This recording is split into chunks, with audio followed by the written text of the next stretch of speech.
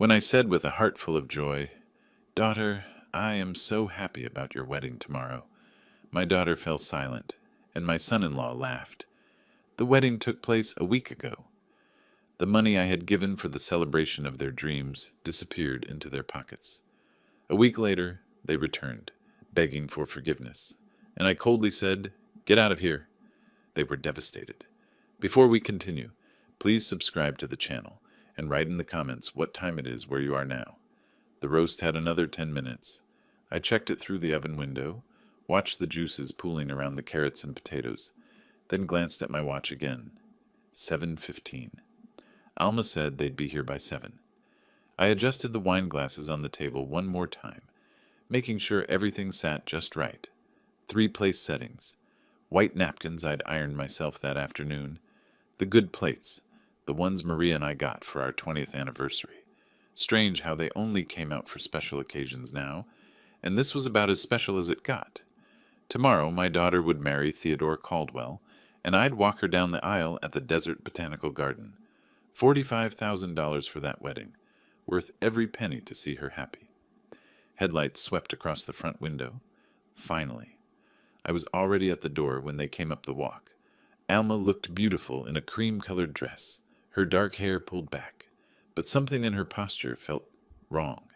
She wouldn't look at me straight on, kept her eyes fixed somewhere around my left shoulder. "Come in, come in!" I held the door wide, reaching to embrace her. She let me, but her body stayed rigid. "Traffic bad on the 101? "Not too terrible." Theodore's voice came from behind her. He strode past both of us into my living room like he owned the place, hands in his pockets, silk shirt catching the light. Never liked how he carried himself. Too smooth, too confident in a way that had nothing backing it up. "Dinner's almost ready," I said, closing the door. "I wanted us to have this time together before tomorrow gets crazy. You know how weddings are. Once it starts, you barely get a moment to breathe." Alma finally met my eyes. Just for a second, what I saw there made my stomach drop. "Dad, the wedding was a week ago, Sylvester." Theodore examined his fingernails, casual as discussing the weather. "Small private ceremony in Sedona. We decided to keep it intimate. Just the two of us and an officiant." The words hit me like I'd grabbed a live wire. My hand was still on the doorknob. I couldn't seem to let go. "What did you say?" "Last Tuesday." He checked his phone screen, scrolled through something. "Beautiful sunset ceremony at Cathedral Rock. Very spiritual. Much better than some crowded event with 100 people we barely know." "But My voice sounded far away, like someone else was using it. "I gave you $45,000. For the wedding. For tomorrow." Alma twisted the ring on her left hand. New ring. Gold band with small diamonds. "When did she get that? How did I miss it?" "We made different choices with the funds." Theodore finally looked at me, and his eyes held nothing. No warmth, no apology, not even the decency of discomfort. "Use the money for our honeymoon in Maui instead. 3 weeks at the Grand Wailea. Better investment in our future together, if you think about it. We're building our own life now. Time to be independent." Independent. The word tasted bitter. My hands found the back of the nearest dining chair, gripped hard enough that my knuckles went white. 63 years old, and I'd learned to control my temper working on cars. When an engine fights you, getting angry accomplishes nothing. Steady hands, clear head. But my mechanic's composure was fracturing. "You spent my money I gave you for a wedding I was supposed to attend, on a vacation?" "Dad, we just wanted something small." Alma's voice came out thin, uncertain. She still wouldn't hold my gaze. "Just us. Something simple and meaningful. You understand, right? We didn't want all the pressure and expectations." "Pressure?" I heard my voice drop, get quieter, colder. "I've been calling you every week about final arrangements. You let me believe. You both let me believe." "We planned to tell you tonight." Theodore shrugged, actually shrugged, like he'd forgotten to pick up milk at the store. "Thought we'd have dinner? Explain the situation. You're overreacting." The oven timer started beeping in the kitchen. None of us moved. "Get out." Alma blinked. "Dad, get out of my house." I released the chair and stood straight, looked directly at Theodore. His smirk faltered for just a moment. "Good. Both of you. Now. You're being unreasonable." Theodore's voice took on a patronizing edge. We'll come back when you've calmed down, old man. Give you time to process. I'm processed. I walked past them and opened the front door. The July evening heat rushed in, thick and suffocating. Leave. Alma moved first, hurrying toward the door with her head down. She paused at the threshold, opened her mouth like she wanted to say something. I waited. She closed her mouth and walked out. Theodore took his time, checking his phone again as he strolled toward me. This is childish, Sylvester. We're family now. You'll get over it. I said nothing, just stood there holding the door until he finally walked through it. I watched them get into Theodore's Tesla, watched the headlights snap on, watched them back out of my driveway and disappear down the street. Then I closed the door, locked it. The deadbolt sliding into place sounded very loud in the sudden silence. The dining room table still held 3 place settings. The wine I'd opened to breathe sat untouched. In the kitchen, the oven timer continued its insistent beeping. I walked past it all toward my home office at the back of the house, leaving the roast to burn. The filing cabinet's bottom drawer stuck like it always did. I gave it the practiced jerk that popped it loose, pulled out the accordion folder marked Alma Financial. My desk lamp made a small circle of light in the dark office. I hadn't bothered turning on the overhead fixture. Didn't need it. The folder held everything. Every bank statement, every canceled check, every wire transfer confirmation from the past 15 years. I spread them across my desk in rough chronological order, then turned on my computer. The screen's glow hurt my eyes for a moment before they adjusted. College tuition first. Arizona State, 4 years. I pulled out the bursar's office statements, the semester payment confirmations, $28,000 for in-state tuition, room and board, books and supplies, study abroad program to Spain her junior year, that was $12,000 by itself. Total, $120,000 give or take.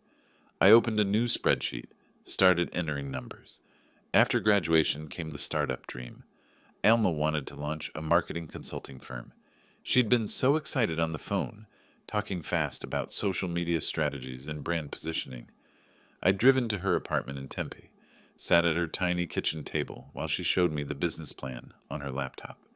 Professional-looking document, charts and projections. She needed $80,000 for operating costs while she built her client base.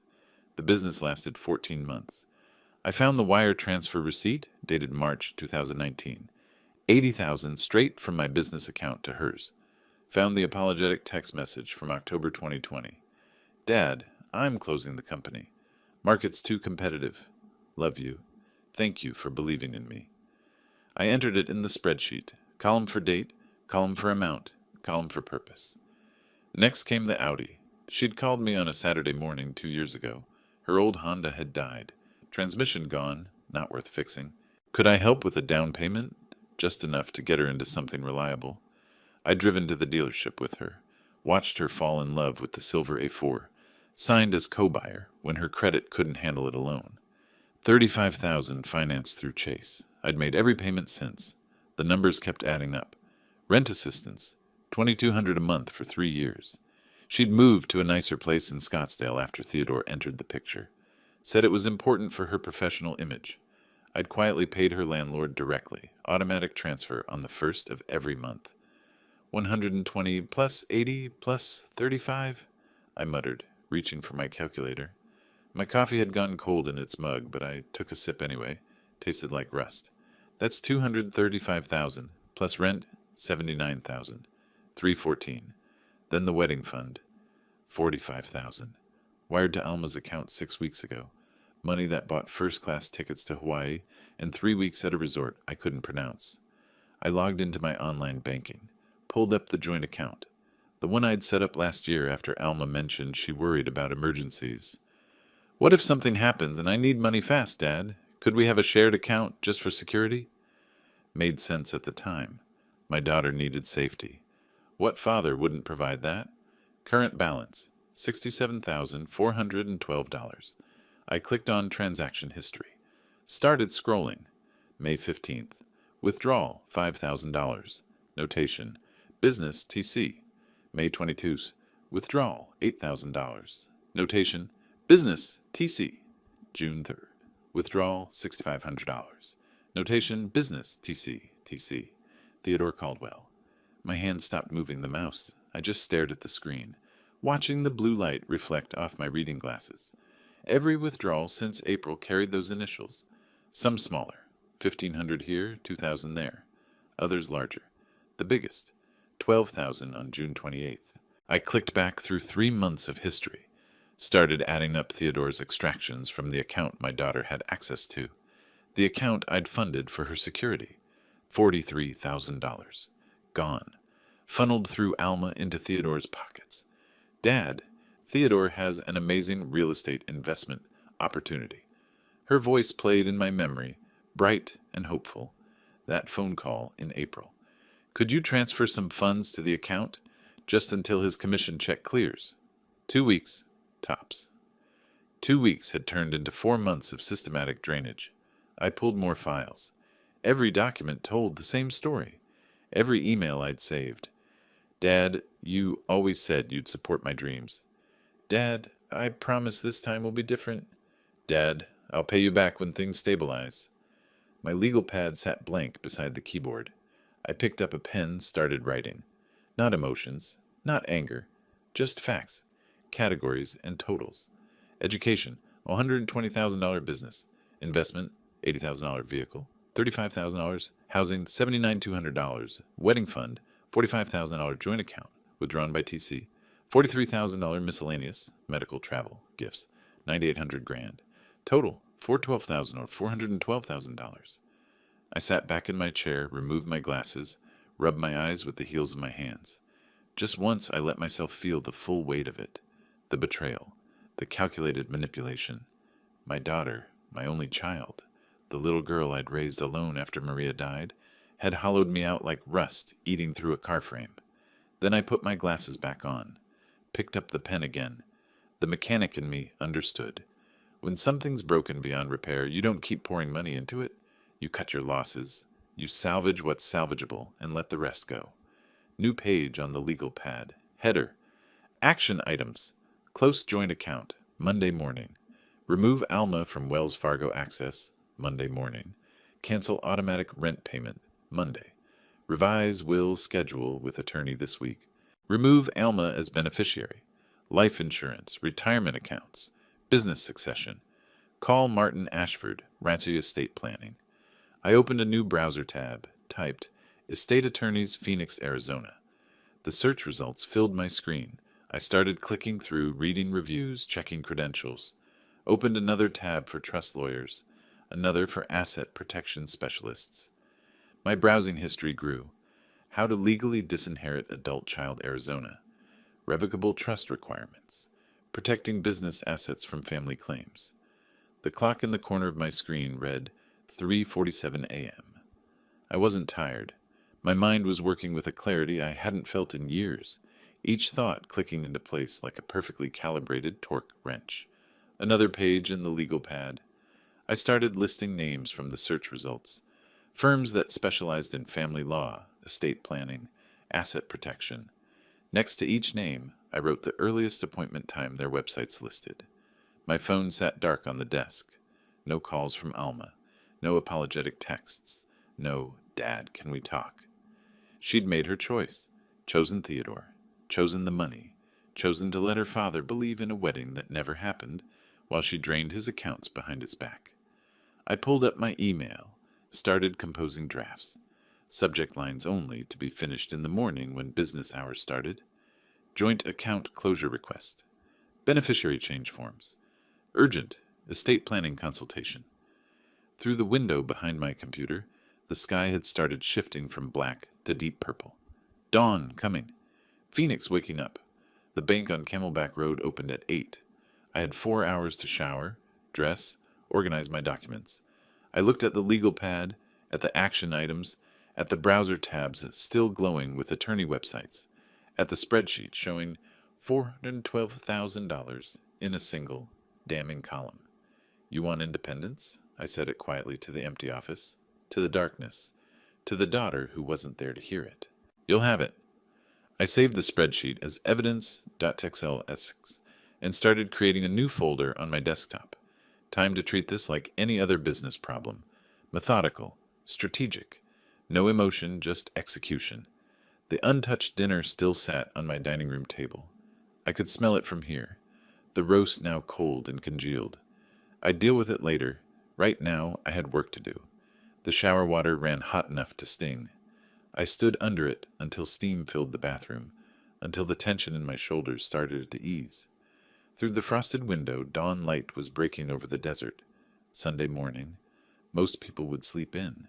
I had business to conduct. I toweled off, dressed in the clothes I'd laid out the night before. Pressed gray slacks, white button-down shirt, the leather belt Maria bought me 15 years ago. When you're about to dismantle someone's life, you dress for it. The dining room table still held last night's disaster. Congealed roast, cold potatoes, the wine I'd never opened. I scraped everything into the trash bag, listening to the solid thunk of wasted food hitting the bottom. Ran the dishes under water, loaded the dishwasher. Each movement felt like erasing evidence of a crime I hadn't committed. My watch showed 7:42. The Wells Fargo on Camelback Road opened at 8. I poured coffee into my travel mug, grabbed my wallet and keys. The folder of bank documents sat waiting by the door where I'd placed it at 4 a.m.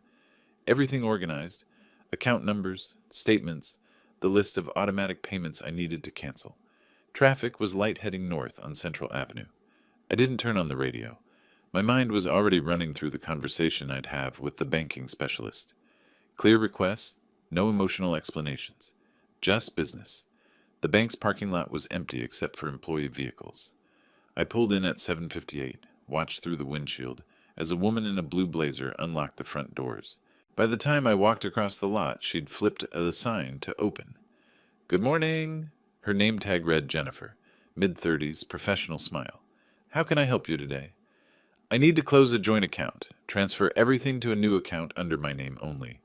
Remove all secondary holders." Her fingers moved across her keyboard. "Of course. Let me pull up your accounts, Mr. Perez? Sylvester Perez?" She studied her screen, clicked through several pages. "I see you have a joint savings account here with Alma Perez Caldwell. That's the account you'd like to close?" "That's correct." "And you want to transfer the full balance to a new individual account? Current balance is $67,412. "Yes, today." Something flickered in her expression. Recognition, maybe, that this wasn't routine account maintenance. But her voice stayed neutral. "I'll need to verify your identity and get some signatures. This will take about 20 minutes. Can I get you coffee while we work through the paperwork?" "I'm fine." She printed forms, slid them across the desk one by one. Joint account closure authorization. New account application. Transfer request. I signed each without hesitation, my handwriting steady. "Mr. Perez, I also see several automatic payments linked to your accounts. Would you like me to transfer those to the new account, or cancel them? All of them." Her fingers paused over the keyboard. "All automatic payments? Let me pull up the complete list." She tilted the screen so I could see. "There's a monthly rent transfer for $2,200, an auto insurance payment for $340, and a credit card auto pay for $500. You want me to cancel these as well?" "Every single one, effective immediately." "Understood." More typing. "These cancellations will process by end of business today. The account closure will be complete within 24 hours, but the funds will be available in your new account this afternoon." "That works." She printed a final confirmation page, circled the new account number with her pen. "You're all set, Mr. Perez. Is there anything else I can help you with?" "That's everything. Thank you." Outside, the Phoenix heat was already building. I sat in my truck for a moment, the folder of bank documents on the passenger seat now stamped with processing dates and confirmation numbers. First move complete. Martin Ashford's law office was 15 minutes away in a converted Victorian on 3rd Street. I'd used him for business contracts and lease agreements for the past decade. Solid attorney, discreet. I parked under a jacaranda tree and walked up the front steps. The receptionist recognized me immediately. "Mr. Perez, do you have an appointment this morning?" "No, but I need to see Martin. It's urgent." She glanced at her computer screen, picked up the phone, murmured something I couldn't hear. "He's just finishing with another client. He can see you in about 10 minutes if you'd like to wait." "I'll wait." I sat in one of the leather chairs, looked at the framed diplomas on the wall. University of Arizona Law School. Arizona Bar Association. 23 years of practice.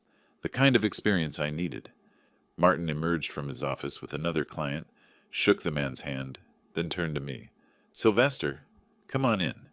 Everything okay with the shops? The shops are fine. This is personal. His office had floor-to-ceiling bookshelves lined with legal volumes. He gestured to the chair across from his desk, settled into his own. What's going on? I need to create an irrevocable trust. Everything I own goes to charity when I die. My daughter receives nothing. The words landed like stones in still water. Martin leaned back, studied my face. Sylvester, that's quite a significant decision. Are you certain? These trusts can't be undone once executed. Perhaps a revocable trust would give you more flexibility if circumstances change. Irrevocable. I want it locked down. No way to change it. No way for anyone to contest it. Can you do that? He was quiet for a long moment. Then, can you tell me what happened? I gave him the essentials. The wedding that wasn't. The $45,000 spent on a honeymoon. The joint account systematically drained by Theodore. The decades of support, with nothing to show but empty accounts and emptier promises. Martin made notes on his legal pad, his expression shifting from surprise to understanding. In Arizona, you have complete freedom to dispose of your estate as you choose. No forced heirship laws. But Sylvester, family members can sometimes challenge on grounds of undue influence or diminished capacity. Then make it challenge-proof. That's why I'm hiring you. I can do that. He pulled out a fresh intake form. Let's start with your assets. You mentioned 3 auto shops. Perez Auto Care, 3 locations in Phoenix. Total value approximately $2.1 million.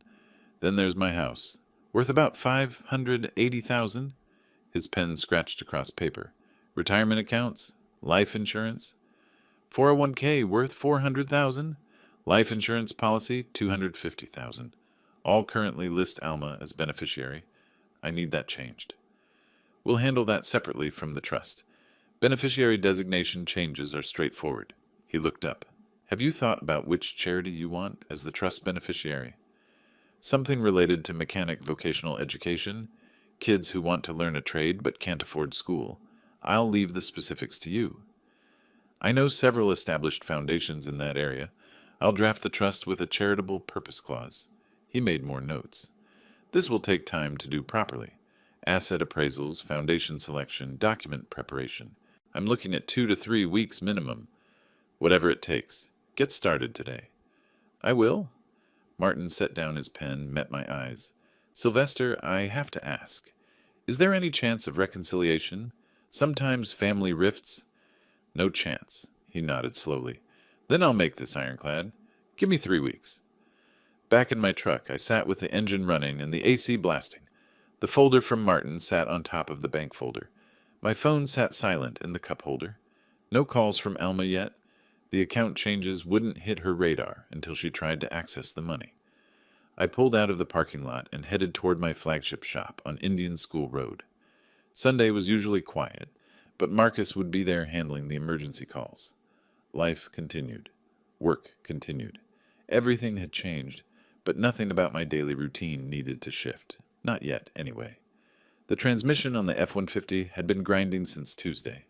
I'd promised the owner I'd have it diagnosed by Monday morning. Now it was Monday morning, and I was elbow-deep in the bell housing, transmission fluid staining my hands black.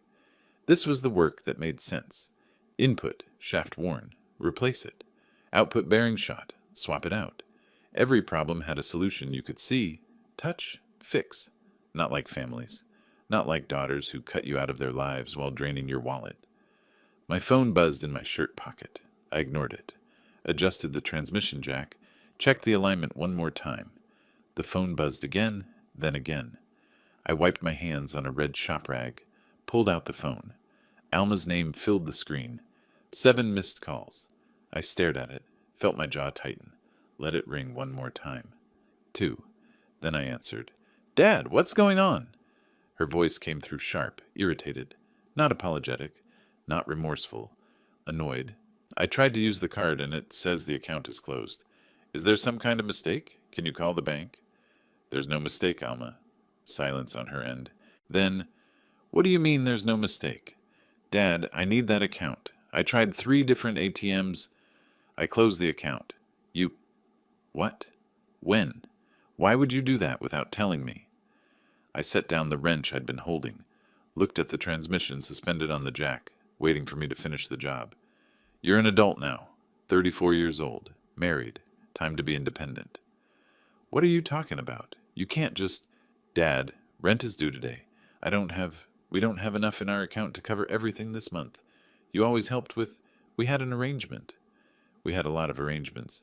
You arranged to get married without me. I'm arranging my finances without you. Seems fair. Dad, please don't do this. I know you're upset about the wedding, but this is... Her voice cracked. Now the tears started.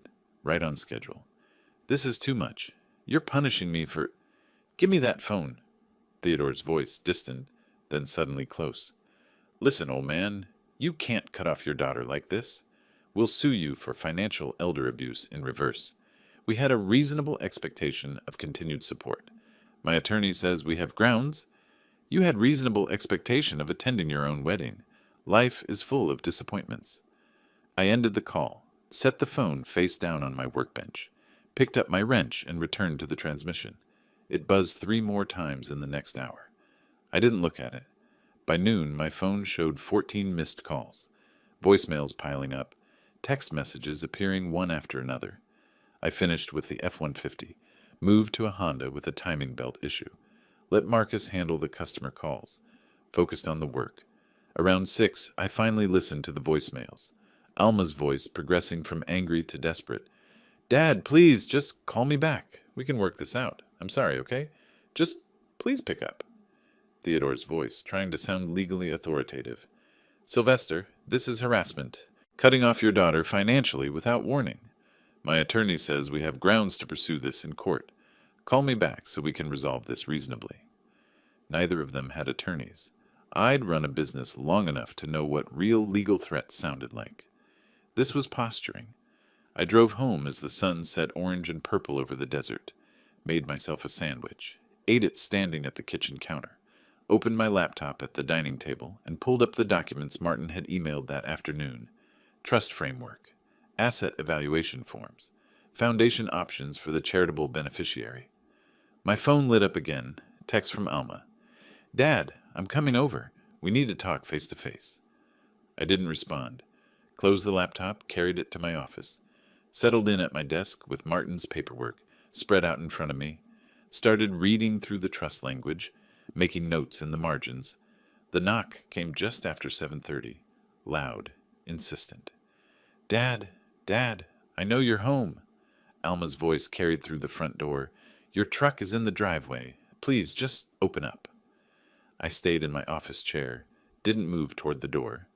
Through the window, I could see their shapes on my front porch, Alma and Theodore, backlit by the porch light I'd forgotten to turn off. This is ridiculous. Theodore's voice, louder than Alma's. You think ignoring us solves anything? You think you can just... More knocking. The doorbell rang, shrill and persistent. Rang again. Alma's voice rose higher. 5 minutes. That's all I'm asking. 5 minutes to talk, please. I marked a clause in the trust document that needed clarification, made a note to ask Martin about the Foundation's oversight requirements. The knocking continued. Theodore's voice grew angrier, but I couldn't make out the specific words anymore. Just noise, just static. They stayed for an hour, maybe longer. I reviewed the entire trust draft, started compiling questions for Martin. Through the window, I watched Theodore pace on my porch, phone pressed to his ear. Alma sat on my front steps, head in her hands. Finally, their voices faded. Car doors slammed. Engines started. I waited until I heard them pull away before I stood and walked to my front door. A crumpled piece of paper was jammed under the doormat. I pulled it out, smoothed it flat under the porch light. Theodore's handwriting sharp and angry. You're making a mistake. We'll pursue legal action for financial elder abuse and intentional infliction of emotional distress. You've left us no choice. Below it, in Alma's rounder script, Dad, please, I love you. I'm sorry about the wedding, but you're scaring me. This isn't like you. Can we please just talk? Please? I folded the note once, twice, walked it to the recycling bin in my garage, dropped it in. My phone rang as I walked back inside. Alma again. I silenced it without looking at the screen. Locked the front door, checked the back door, made sure every window was secured. In my office, the trust documents waited. I sat back down, picked up my pen, continued reading where I'd left off. The house was quiet now, just me and the paperwork and the sound of the AC cycling on and off. Outside, Phoenix settled into its summer night, dry and hot and utterly indifferent to the small human dramas playing out in its scattered homes. I worked until midnight, making notes, asking questions, building the legal fortress that would stand long after I was gone. When I finally went to bed, my phone showed 29 missed calls.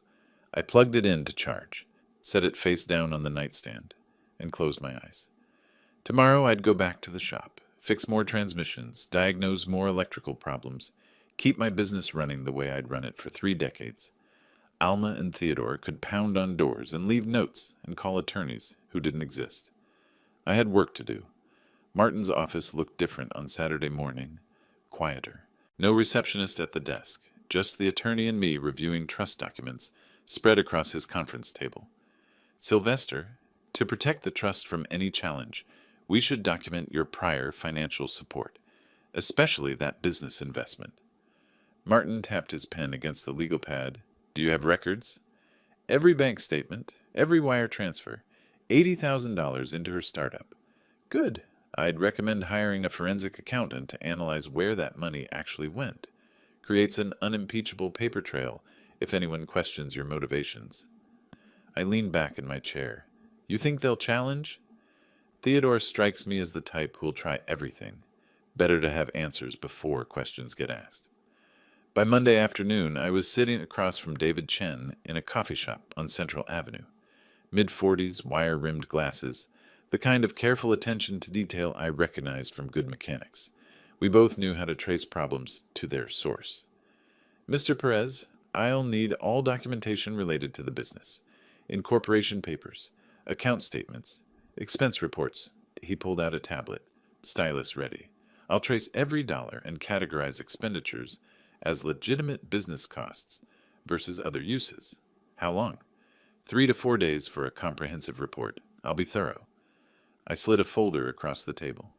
Business plan Alma had shown me 2 years ago, bank statements from the startup account I'd funded, incorporation documents from the Arizona Corporation Commission, every piece of paper that proved I'd believed in her dream. David opened the folder, scanned the first few pages. I'll have results by Wednesday. The next 3 days felt stretched thin.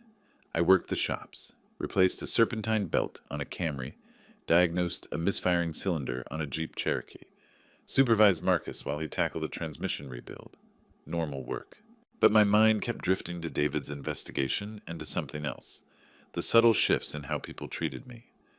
Tuesday morning, Frank from Desert Parts Supply made an odd comment while I was ordering brake pads.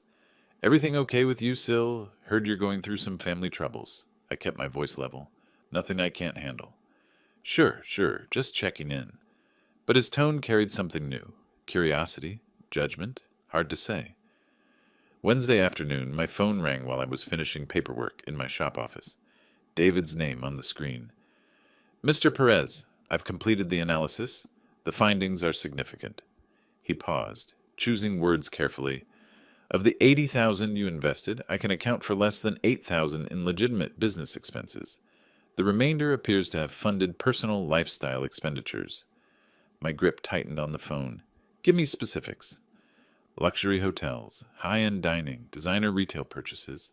I've categorized everything in the report. There's also a pattern of charges in Theodore Caldwell's name, despite him not being listed as a business partner or employee. Send me everything. The email arrived 10 minutes later. I opened the PDF on my computer, started reading. Website design, $200. Business cards, $180. WeWork membership, 1 quarter, $2,400. Subtotal of legitimate business expenses, $790. Then the rest. Line after line of personal spending dressed up with vague business justifications. $4,200. Neiman Marcus, professional attire. $2,800. Montage Laguna Beach, client meeting. $650. Dominic's Steakhouse, business dinner. The business dinner was for 2 people on a Wednesday night in July. Alma's startup had no clients at that point. I knew because she'd told me she was still building her portfolio. Theodore's name appeared on dozens of transactions. Hotel charges in Las Vegas and San Diego. Premium gym memberships at Lifetime Fitness. A $13,100 charge at a luxury watch retailer with the notation Professional Accessories. $72,000. Gone. Not to build a business, but to fund a lifestyle. I printed the report, put it in a folder, set it on my desk next to the trust documents. Evidence. Facts. Numbers that couldn't be argued with. That evening I attended the Phoenix Metro Auto Repair Association meeting at a hotel conference room near Sky Harbor. 20 years I'd been part of this group, monthly meetings to discuss industry challenges, regulatory changes, best practices. I knew everyone, but tonight felt different. I walked in and conversation near the door paused, resumed a beat too late. Jerry Patterson gave me a nod, but didn't come over like he usually did. Linda Chen, no relation to David, was talking to a group by the coffee station and glanced my way, then quickly back to her conversation. Robert Mendoza finally approached me during the break. We'd opened our first shops the same year, helped each other through the learning curve, shared supplier contacts and business advice for 2 decades. Sil, we've known each other a long time. I need to ask you straight. He kept his voice low. What's happening with Alma? I'm hearing stories that don't sound like you, but what are you hearing? He looked uncomfortable. Theodore's been at a couple networking events. Says you cut Alma off completely. No warning, no conversation. Says she's struggling to pay rent, and you won't even take her calls. He's worried about her well-being. The words landed like body blows. Not because they hurt, but because I could see the calculation behind them. Theodore working the circuit, building sympathy, controlling the narrative before I'd even realized we were in a public relations battle. There's always more to a story than one person's version. I kept my tone neutral. I'm handling a family matter with appropriate boundaries. Robert nodded slowly. I figured, just wanted to hear it from you. Some folks who don't know you as well, he trailed off. Some folks believe what they hear first. Yeah. I stayed for the rest of the meeting, but didn't contribute much to the discussion. Drove home through warm August darkness, my mind working through the problem. Theodore wasn't just fighting for money anymore. He was fighting for reputation, social standing, the leverage that comes from being seen as the victim. Back in my home office, I opened my laptop and created a new folder. Record, Alma Financial Support. Started building a timeline. Every tuition payment, every rent check, every business investment, every promise to pay me back that evaporated into nothing. David's audit report went into the folder. Bank statements showing the joint account drains, email exchanges where Alma asked for money with increasingly elaborate justifications. My phone lit up with a notification. Missed call from an unknown number, no voicemail. I stared at it for a moment, then went back to my documentation. If Theodore wanted to control the narrative, he was about to learn that stories without facts are just noise, and I had all the facts. I worked until past midnight, organizing, cross-referencing, building the unassailable record of what had actually happened. Not the emotional version Theodore was selling, not the victim story Alma would tell, just numbers, dates, and documents that couldn't be disputed. When I finally closed my laptop, the folder held everything. A complete financial history of my relationship with my daughter, reduced to spreadsheets and bank statements and audit reports. Tomorrow I'd call Martin. We needed to talk about what came next.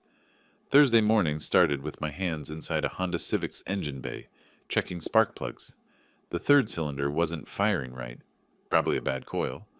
My phone rang from the workbench. Martin's voice came through tight. Sylvester, we have a situation. Alma and Theodore have retained an attorney. Whitmore and Associates, mid-tier firm. They've sent a demand letter. I straightened up, wiped my hands on a rag. Demanding what? Restoration of financial support and a guarantee of inheritance rights. Claims you made oral promises that created a binding expectation. Through my shop's front window, I saw the mail carrier approaching. Hold on! The certified mail envelope had my name in bold letters. I signed for it, tore it open while walking back to my office. Official letterhead, 3 pages of legal language.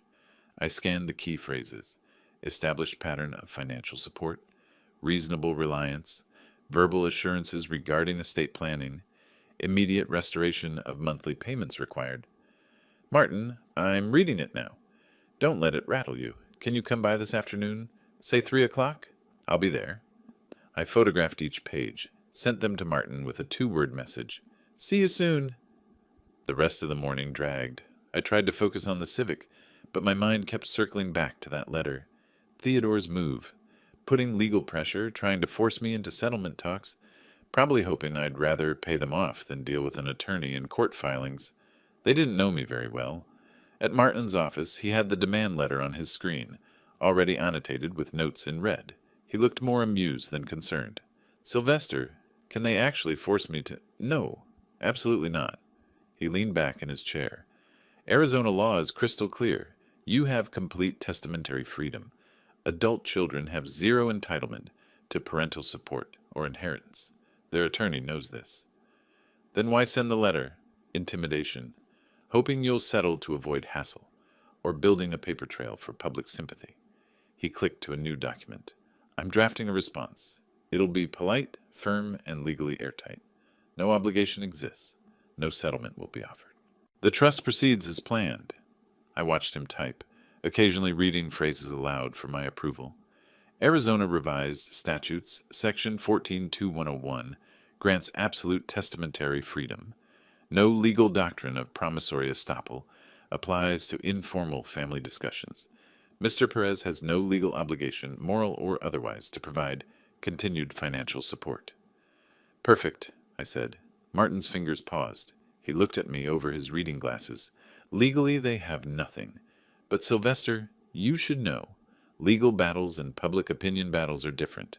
They can lose in court and win in the community. I'm not settling. I didn't think you would. Just be prepared for them to fight dirty in other ways.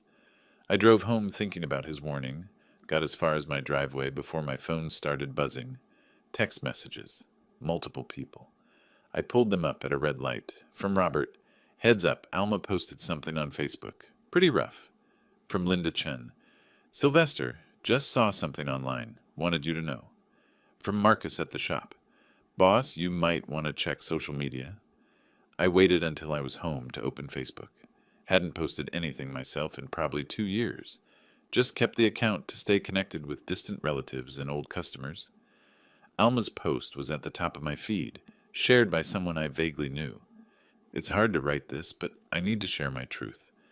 My father has cut me off completely, financially, emotionally, because I got married.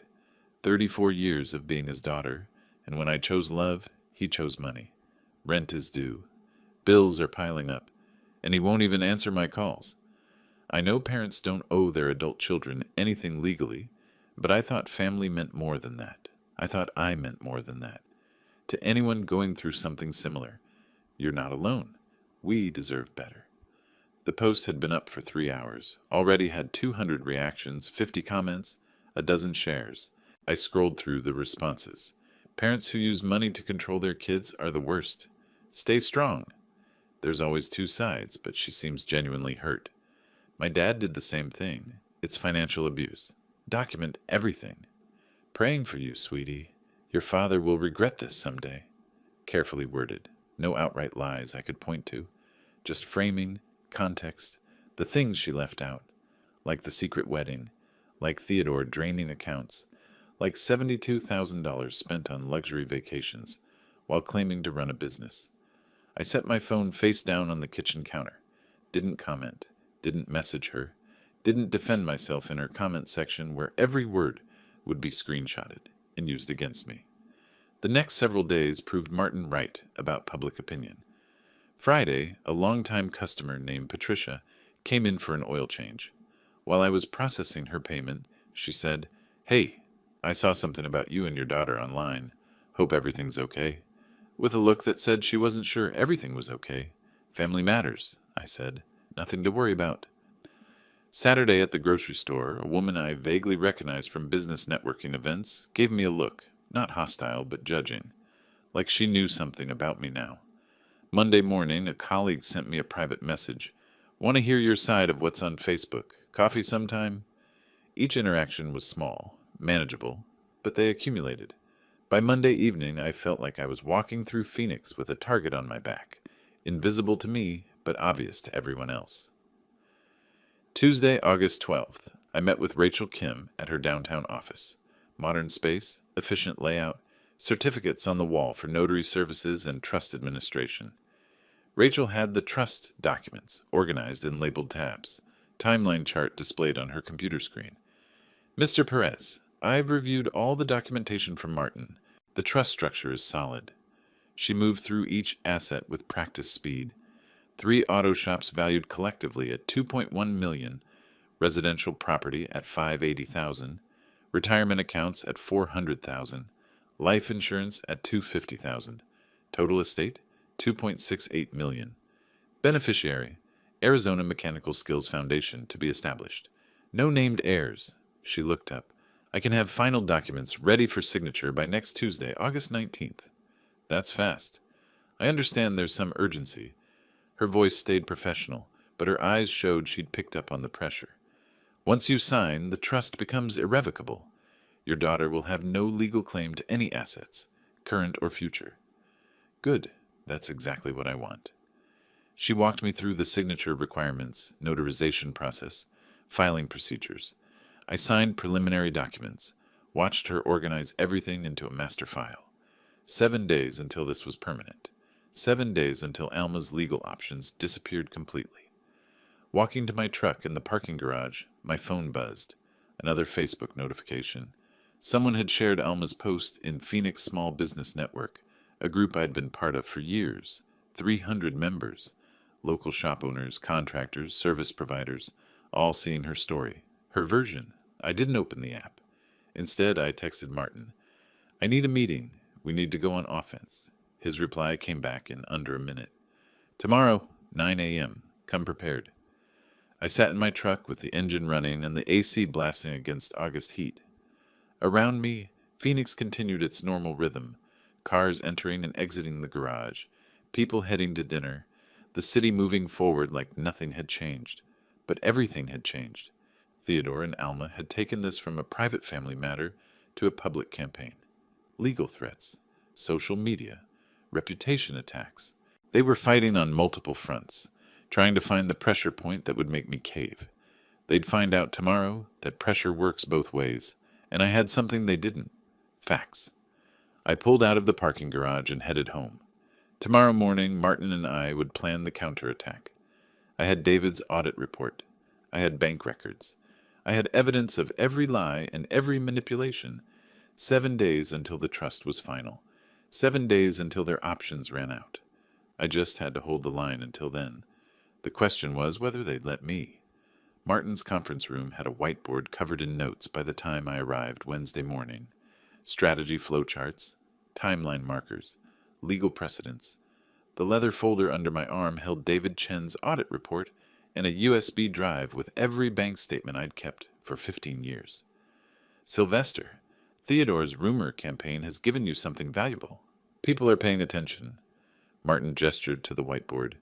When you respond, you need to respond with overwhelming evidence. We're not defending.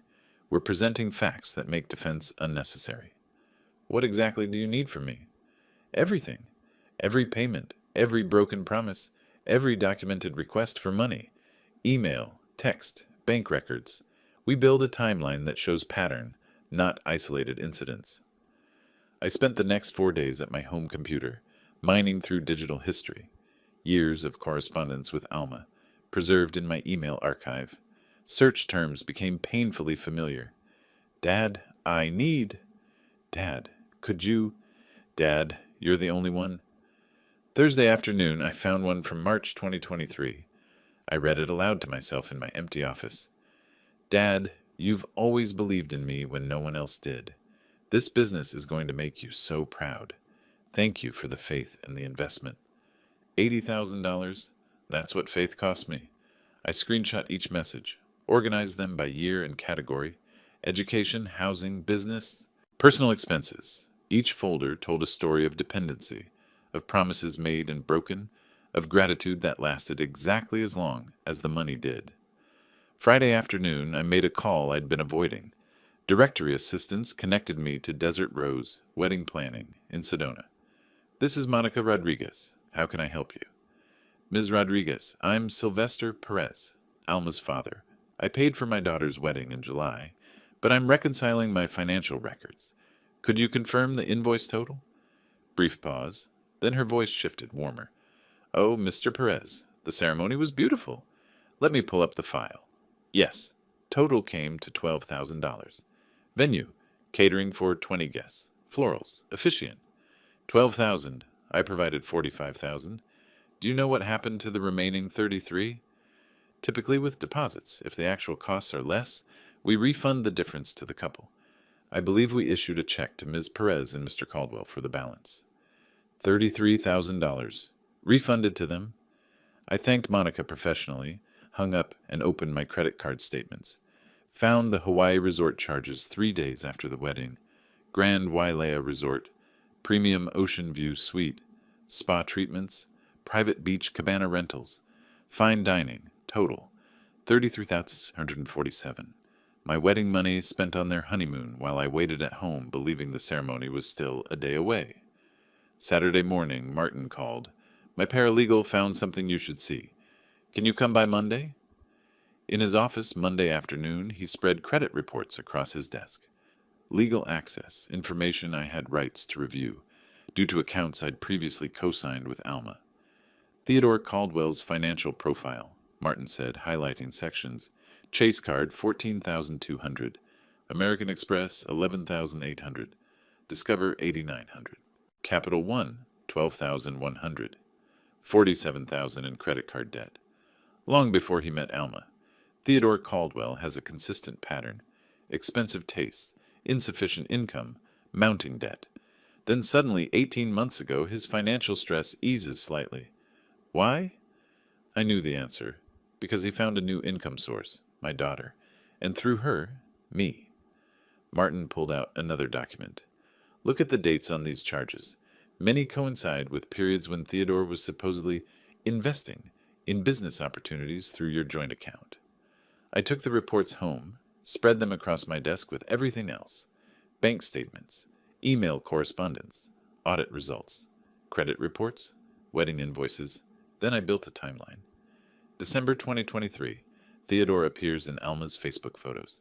January 2024, first unexplained withdrawal from joint account, $4,800 for business consulting.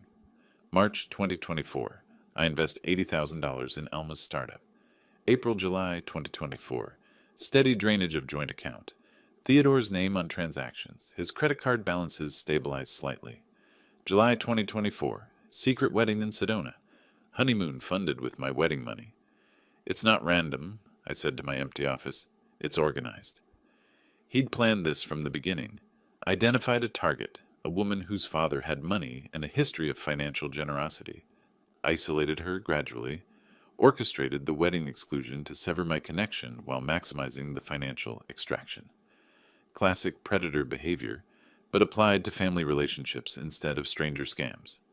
I assembled 3 identical evidence binders: blue folders for bank statements, green for email correspondence, red for business investment records, yellow for wedding expenses. Each binder had an index, page numbers, timeline summary up front. This wasn't emotional venting. This was a prosecutorial brief. 1 binder for me, 1 for Martin, 1 backup in my safe deposit box at the bank. Monday evening, my phone rang. Martin. Sylvester, I got a call from a colleague. Theodore and Alma bought tickets to the Business Leaders Gala on Friday the 23rd. They're going to be there. My hand tightened on the phone. That's my event. I've been a sponsor for 15 years. Exactly. They're trying to corner you in public. Probably force some kind of reconciliation scene where you look like the villain if you refuse. I looked at the evidence binders on my desk.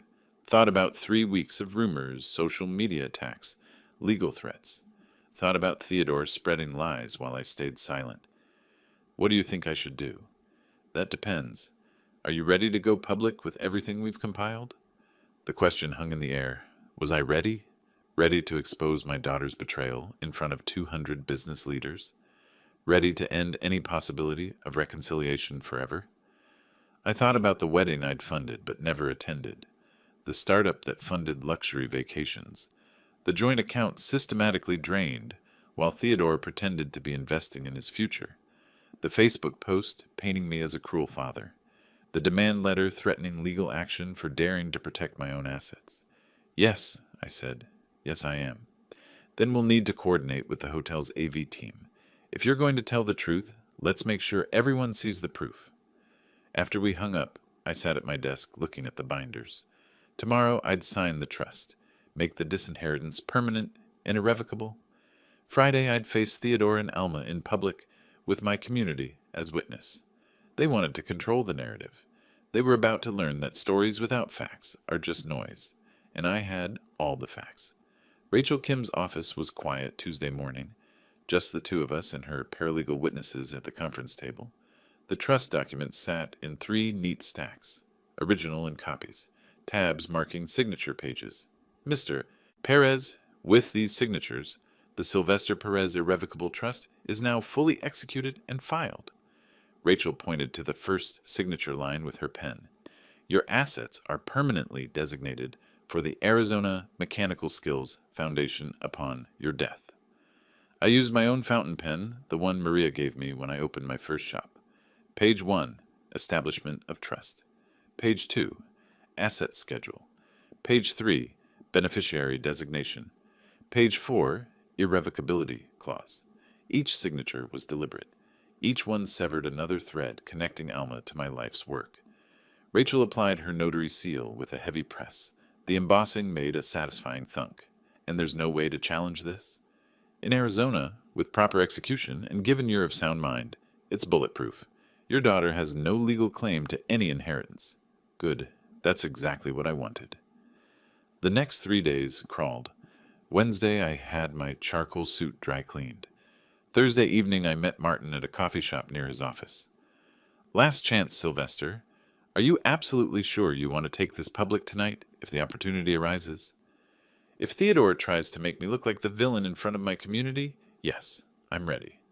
Then remember, facts only, no emotional attacks.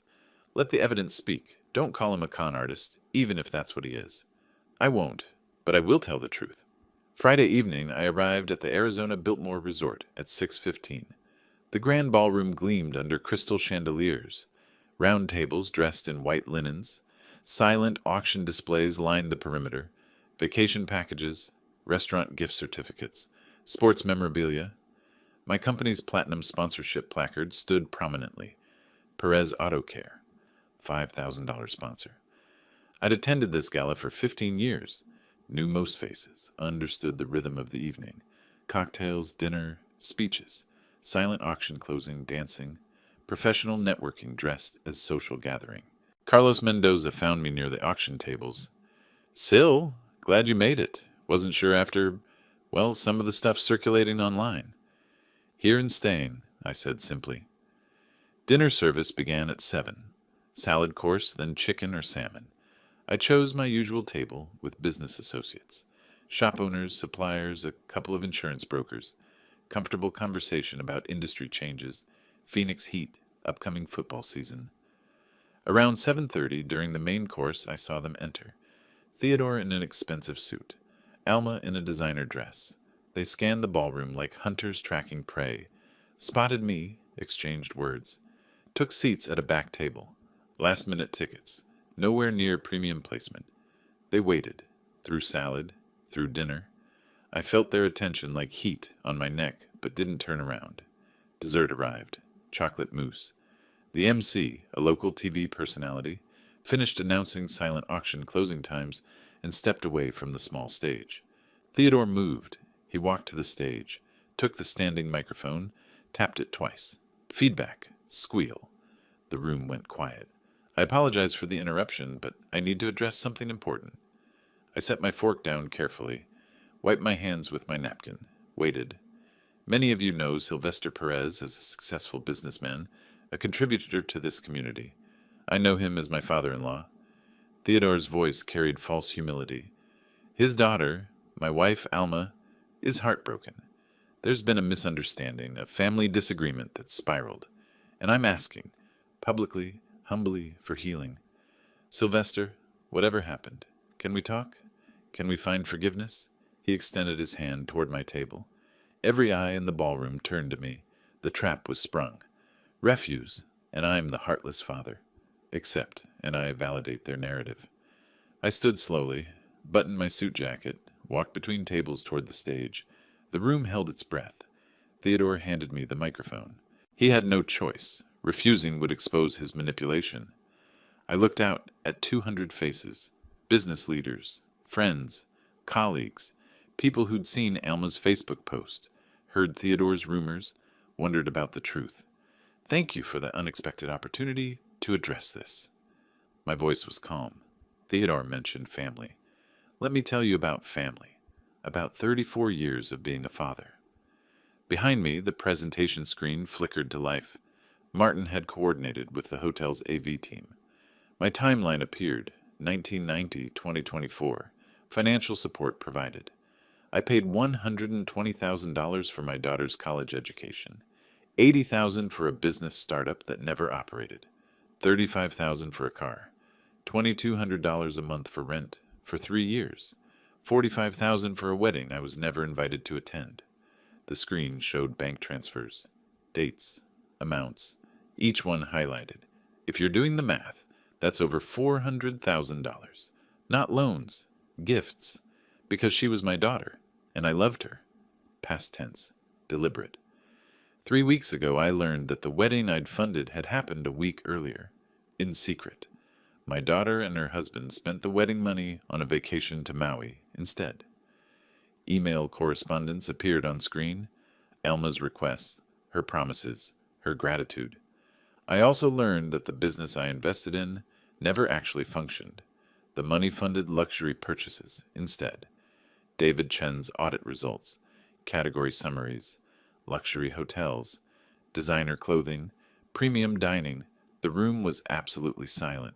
This week I signed an irrevocable trust. My entire estate, 3 automotive businesses, my home, all assets totaling $2.68 million, will fund vocational education for aspiring mechanics.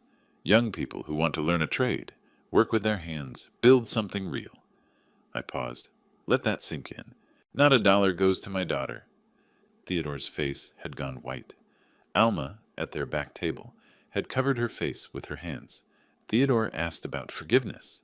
Here's what I believe. Family is built on respect, not just blood, and respect requires honesty. My daughter and her husband have neither respected nor been honest with me. So I've built a new legacy, one that will help people who value hard work and integrity. I set the microphone back on its stand. Thank you for listening. Now let's get back to the reason we're here tonight, supporting this community. The applause started with one person, then spread. Within seconds, the entire ballroom was standing, clapping. Not polite acknowledgement, genuine sustained applause. I walked back to my table. Didn't look at Theodore frozen on stage. Didn't watch as Alma and Theodore moved toward the exit, as guests turned to observe their departure, as they left the ballroom in complete silence. Martin, 3 tables away, caught my eye, nodded once. My table mate leaned close. Sylvester? I had no idea. After seeing that Facebook post, I wondered. But this is completely different. There's always 2 sides, I said. I just wanted people to know mine. My phone vibrated in my pocket. Probably Alma, probably Theodore, maybe both. I didn't reach for it. The reckoning was complete. The carburetor rebuild required patience, tiny jets, precise adjustments, the satisfaction of restoring function to something broken. I was under the hood of a '67 Mustang, hands deep in its engine bay, when Eddie appeared at my elbow. Boss, your daughter's here. His voice carried careful neutrality. Outside, in the parking lot, with her husband. They're asking for you. My jaw tightened. I set down the socket wrench, wiped my hands on a shop rag. Through the bay door, I could see their car, unwashed. Theodore's expensive suit visible through the windshield, looking rumpled even from this distance. I'm leaving for the day, Eddie. Personal matter. Can you handle things here? Of course. He paused. You all right? I will be. I removed my work apron, grabbed my keys, walked out the back exit, drove home using the route that avoided passing them. This wouldn't happen at my shop, not in front of my employees, not on my professional ground, my territory, my terms. When I arrived home 15 minutes later, their car occupied my driveway. I pulled into the garage, closed the door behind me, entered through the kitchen, moved through my house to the office with the front-facing window. They were already at my door, knocking. Alma's hand on the doorbell. When they heard my garage close, saw my truck, the knocking intensified. I stood at my office window and watched. "Dad, please! I know you're in there. Just 5 minutes. Please, I'm so sorry." Alma's voice carried through the glass, raw and desperate. Theodore paced on my porch. "Sylvester, we made mistakes. Terrible mistakes.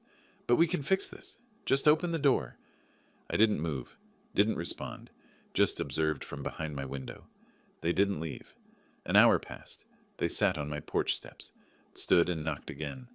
Alma's shoulders shook, crying.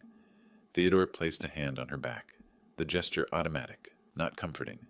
2 hours. The afternoon sun beat down on them. Phoenix August heat. They moved to the shade of my porch overhang, but didn't retreat to their car. Theodore checked his phone repeatedly. Alma stared at my front door like she could will it open. 3 hours. A neighbor across the street glanced over while getting mail, quickly looked away. The scene was obvious. Someone being denied entry. Someone refusing to leave. "I'm your daughter, your only child. You can't cut me out forever. Please." Alma's voice cracked on the last word. 4 hours. The sun began its descent, shadows lengthening across the porch. Golden light, evening approaching. They'd been at my door since 2 o'clock. It was nearly 6. I made a decision, not to reconcile, to end this. I walked to the front door, hand steady on the deadbolt, turned it, opened the door. They scrambled to their feet. Both started talking immediately, words tumbling over each other.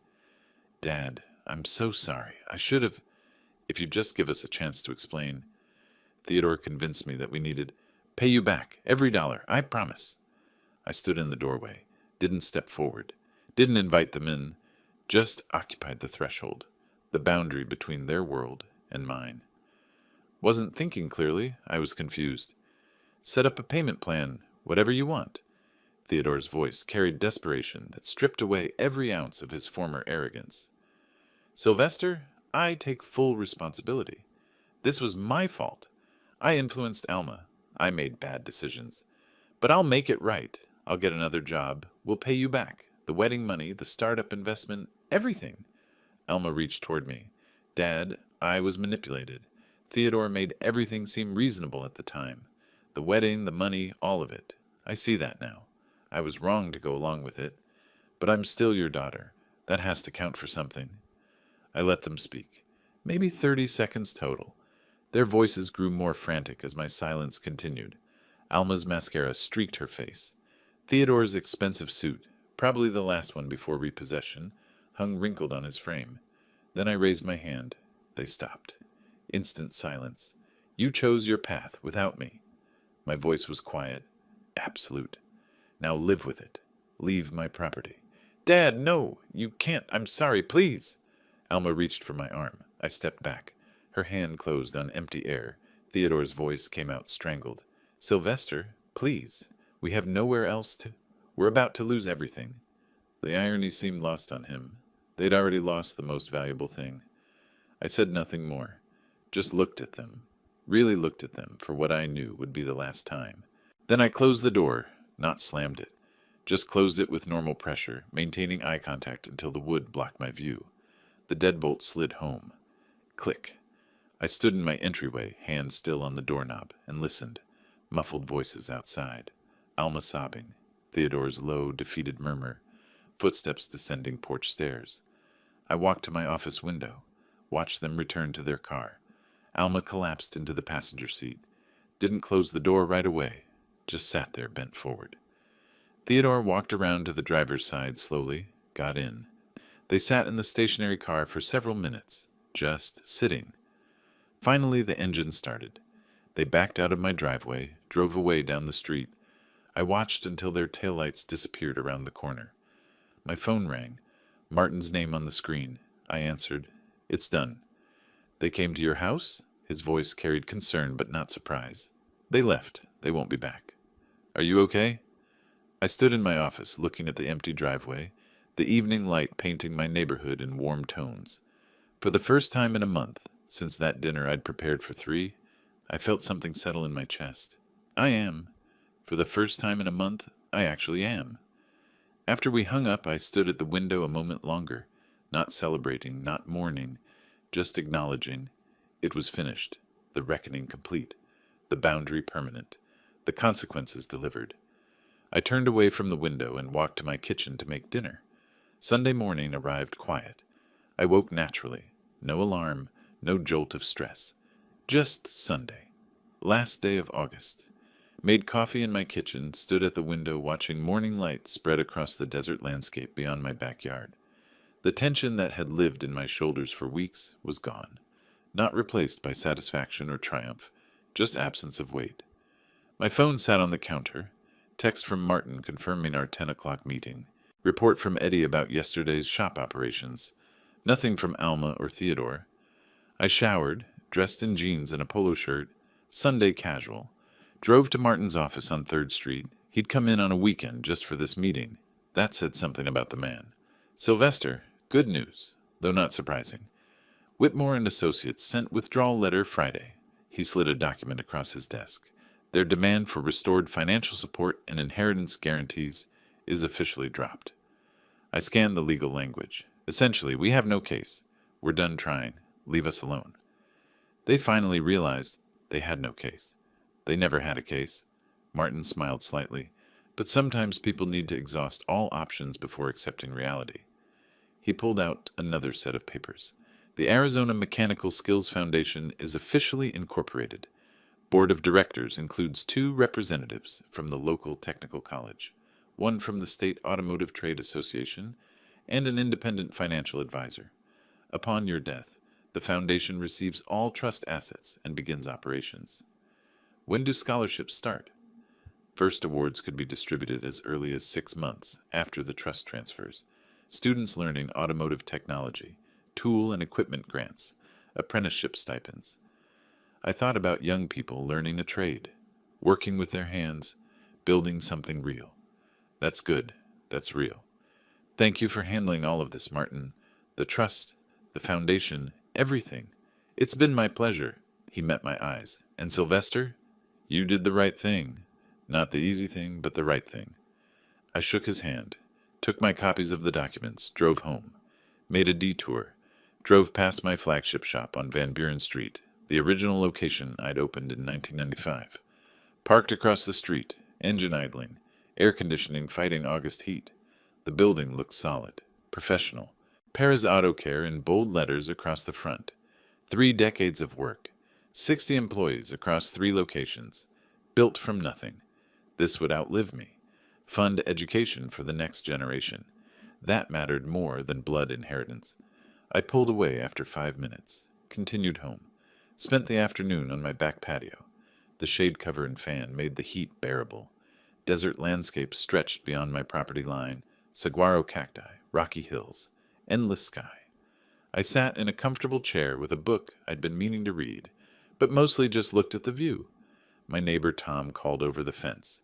Beautiful day, isn't it? It is. Quiet. How's the auto business? Solid. I set down my book. Actually, my grandson Jerry, he's finishing high school next year, thinking about technical training. You still take apprentices? Always. Have him call me when he's ready. Will do. Enjoy your evening. Normal conversation. Ordinary life. No crisis, no battle, no strategy. Just a Sunday afternoon. Around 6, I went inside to make dinner. Grilled chicken, salad. Simple. My phone rang while I was turning the chicken in the pan. Caller ID. Alma. I looked at it. Let it ring. The chicken needed attention. The phone kept ringing. She'd leave a voicemail. Or she wouldn't. Either way, I wasn't answering. After it went to voicemail, I set down my spatula, picked up the phone, stared at her name on the screen, her photo I'd never bothered to change, held the power button. Slide to power off appeared. I slid it. The screen went dark, not just silenced, not just ignored. Off. I set the phone back on the counter and finished making dinner. Ate on the patio as the sun began its descent. Phoenix sunsets were spectacular, oranges bleeding into purples, deep pinks painting the clouds. The desert sky put on its evening show, indifferent to human drama below. My phone sat on the patio table beside my iced tea. Dark, silent. I didn't miss it. 30 years I'd been building my business. 34 years I'd been Elma's father. One of those things would continue mattering. The other had run its course. I thought about Martin's question. What's next? Maybe I'd travel. Never been to the Grand Canyon despite living in Arizona my whole life. Maybe I'd expand the business. There was interest in a fourth location in Tempe. Maybe I'd even date again someday. The future was open in a way it hadn't been for decades. Not because something good had happened, because something necessary had finished. The sky deepened from orange to purple to indigo. Stars began appearing in the darkening dome above me. I sat with my empty plate and my cold tea and watched night claim the desert. No anger, no regret, no satisfaction, just peace. I'd raised my daughter the best I could, given her everything I thought she needed. She'd chosen differently, made her decisions without me, then expected me to fund the consequences. That wasn't on me. I'd protected what I'd built, established boundaries, created a legacy that would help people who valued hard work and integrity. Young people learning trades, building skills, earning their own way. That was worth more than blood. The phone stayed dark on the table. I made no move to turn it back on. Didn't need to. Everything that needed saying had been said. Everything that needed doing had been done. A breeze moved across the patio, carrying the scent of creosote and dust, the desert's perfume.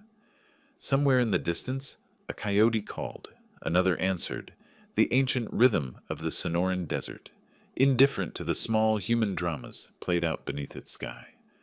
I gathered my plate and glass, stood, and carried them inside, locked the patio door, rinsed the dishes in the sink.